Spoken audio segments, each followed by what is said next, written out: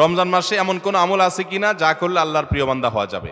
ভাইরা আমার, এই প্রশ্ন উত্তরে আমি বলতে চাই, রমাদান মাসে আল্লাহর নৈকট্য লাভের জন্য যে সুযোগটা তৈরি হয় এটা বছরের অন্য কোনো মাসে হয় না।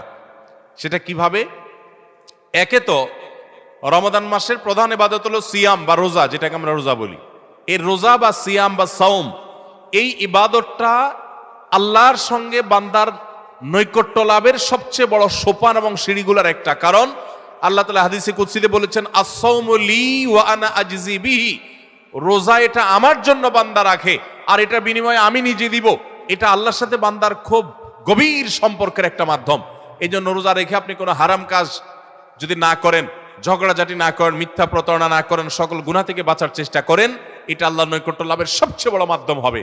দ্বিতীয় উপায় হলো, আমরা রমজান মাসে সাহরি খাওয়ার জন্য ভোর রাতে সবাই উঠি, ঠিক না বেঠিক? ভোর রাতের এই সময়টা আল্লাহ তাআলা দুনিয়ার আসমানে এসে বান্দাকে ডেকে ডেকে ক্ষমা করেন।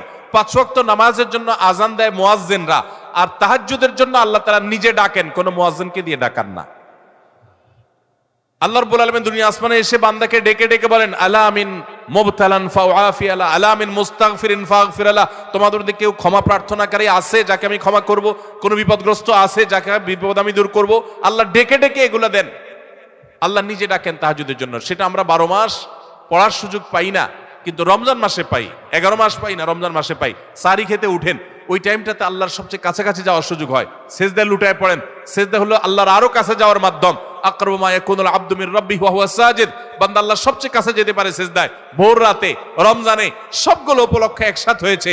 এই জন্য ভোর রাতে সাহরি খেতে উঠলে আল্লাহর ওয়াস্তে আমি অনুরোধ করি আপনাদেরকে যে ভাইরা, এই টাইমে সাহরি খেতে উঠলে সাহরি খাওয়ার আগে পরে 10টা মিনিট অন্তত টাইম বাইর করেন।